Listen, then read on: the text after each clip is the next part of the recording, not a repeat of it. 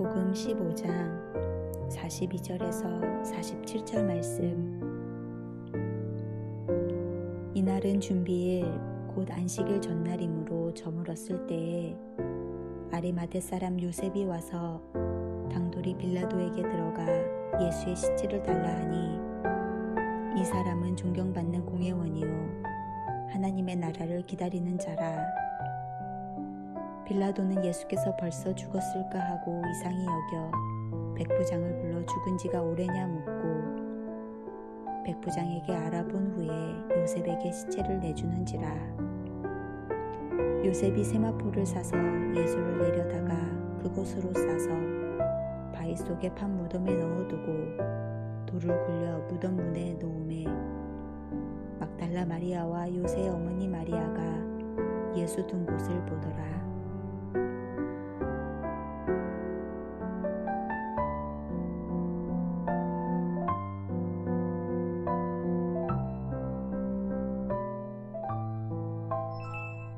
주님께서는 십자가에 달려 약 6시간 만에 운명하셨습니다.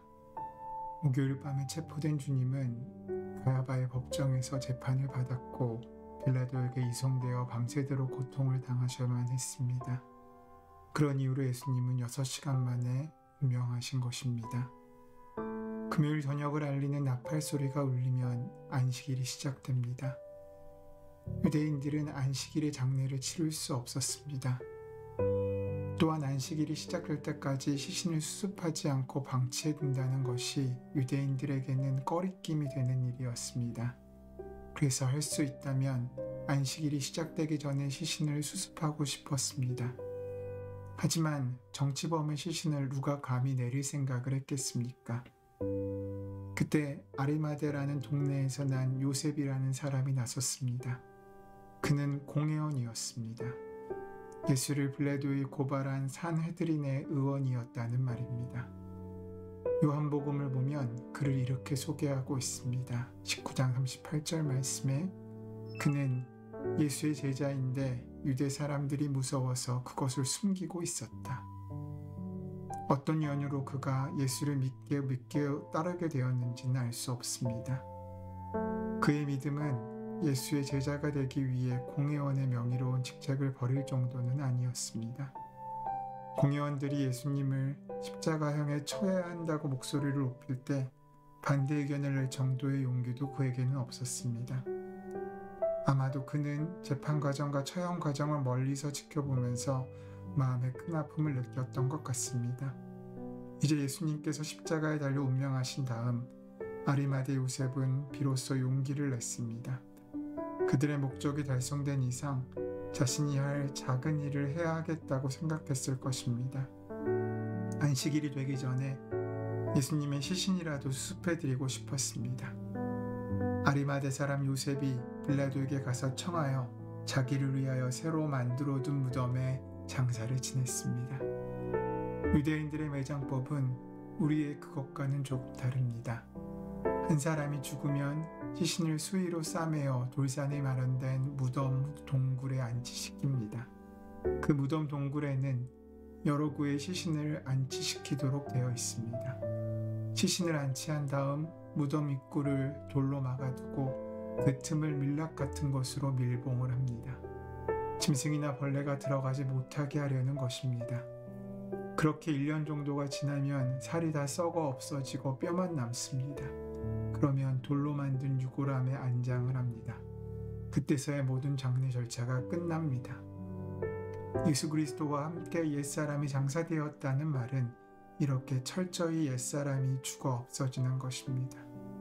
세례를 받을 때 실제로 그런 일이 우리에게 일어나고 있다는 뜻입니다. 예수를 믿기 이전의 나를 지배했던 옛 자아가 목숨을 잃고 무덤 속에 장사 지낸 것처럼 무기력해진다는 뜻입니다. 세례를 받을 때 우리의 옛사람은 죽어 장사되고 부활하신 주님 안에 새 사람으로 부활합니다. 그러므로 세례를 받은 후 우리는 매일 매순간 죽어놓고 사는 사람임을 기억하고 그렇게 살아야 합니다. 예수님께서는 그 자신이 무덤에 들어가심으로 죽음을 이기시고 악의 권세를 물리치시게 되었습니다. 그는 무덤의 어두움을 제거하셨으며 그 공포를 영원히 쫓아버리셨습니다. 죽음이 그 쏘는 살로 그리스도를 상하게 했지만 부활하심으로 이제 그리스도를 따르는 모든 사람에게 죽음이 그 위력을 끼치지 못하게 만드신 것입니다. 사랑하는 성도 여러분, 여러분은 어떻습니까? 성삼위 하나님의 이름으로 세례를 받아 예수 그리스도와 함께 여러분의 옛사람이 십자가에 못 박혔고 장사되었습니까? 옛사람이 장사된 사람이라는 사실을 매일 선언하고 확인하고 고백하며 살고 있습니까?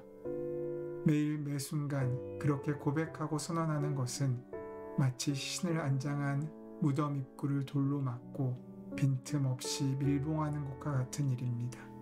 그렇게 하면 무덤에 매장된 나의 옛 자아는 하얀 먼지가 될 때까지 분해되어 갈 것이며 옛사람에게 매여 있을 때 물들었던 온갖 죄로부터 우리는 해방될 수 있을 것입니다. 여러분 중에 혹시 아직 옛사람에 있는 모습 그대로 살고 있는 분이 계십니까? 잠잠히 그리고 정직하게 자신에게 물어보십시오. 과연 여러분이 지금 붙들고 있는 그 자아를 끝까지 따라 살 것입니까? 그래도 괜찮으십니까? 무언가 변화가 있어야 한다는 생각이 들지 않으십니까?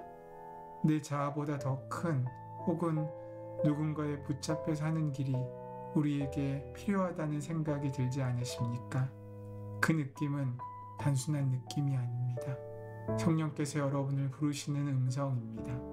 그 음성이 오늘 아르마대 요셉을 불렀고 요셉은 그가 할 수 있는 일에 순종하여서 예수님의 십자가 사역의 완성을 도왔습니다. 우리에게도 우리가 할 수 있는 일들이 있습니다. 부디 더 미루지 마시고 아직 시간이 있을 때 결단하시고 주님을 받아들이시기 바랍니다. 다른 누구를 위해서가 아니라 바로 나 자신을 위해 가장 귀한 결단이 될 것입니다. 죽기 전에 한 번은 참되게 죽어야만 우리에게 영원한 소망이 있습니다. 옛 자아를 매장하고 밀봉한 다음 새로운 사람으로 태어나야 합니다. 그리고 성령의 도움을 받아 매일매일 새 사람으로 살아야 합니다. 예수 그리스도 안에서 죽어놓고 사는 사람은 이 땅에서 거룩하게 살고 죽어 영생에 이릅니다. 그 길로 나서야 되지 않겠습니까? 아직 부활은 먼 것 같지만 아직 십자가의 아픔과 고통이 우리에게 남아있는 것 같지만 우리는 지금 그 아픔과 영광의 중간에 있습니다. 어느 쪽으로 갈지는 우리가 선택하는 것입니다. 뒤돌아 고난으로 나가시겠습니까? 옛사람으로 돌아가시겠습니까? 아니면 조금 더 주님께 가까이 나가 부활하신 주님을 만나고 주님께서 이끄시는 영생의 삶을 사시겠습니까? 오늘 하루 그 은혜를 기억하고 묵상하는 복된 하루가 되시기를 소원하고 축원합니다. 우리를 구원하시기 위해 십자가에 못 박히시고 죽어 장사되셔서 가장 낮은 자리까지 임하신 주님, 그 은혜와 사랑에 감사드립니다. 주님, 우리를 붙드시어 주님과 함께 십자가에 못 박히게 하시고 주님과 함께 죽어 장사되게 하여 주시옵소서. 그리고 주님과 함께 제3일에 부활하는 영광의 자리까지 이르러 포기하지 않고 순종함으로 그 능력을 누리는 귀한 삶을 살게 하여 주시옵소서. 주님께서 함께 하실 줄 믿사오며 감사하며 예수님의 이름으로 기도드립니다. 아멘.